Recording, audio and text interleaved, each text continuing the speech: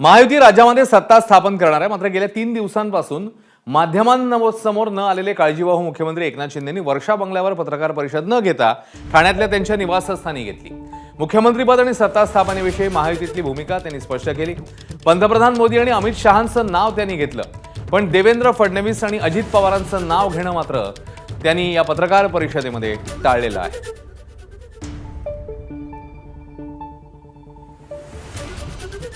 तर शिंदेंच्या पत्रकार परिषदेमधल्या वक्तव्यांचा नेमका अर्थ काय जाणून घेऊया। शिंदेंनी मुख्यमंत्रीपदाचा दावा सोडला हे आज पत्रकार परिषदेमध्ये त्यांच्या बोलण्यातून आता स्पष्ट झालंय। मुख्यमंत्रीपदाचा भाजपचा मार्ग त्यामुळे मोकळा झालाय। तर मुख्यमंत्रीपदाचा आग्रह सोडून ठाकरेंची पुनरावृत्ती शिंदेंनी टाळली आहे। महायुतीत मोदी शहा यांचाच शब्द अंतिम हे शिंदेंकडून मान्य करण्यात आलेलं आहे।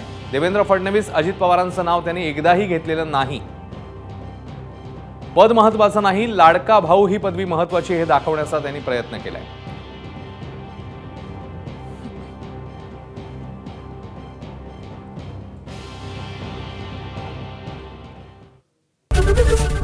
एबीपी माझा, उघडा डोळे बघा नीट।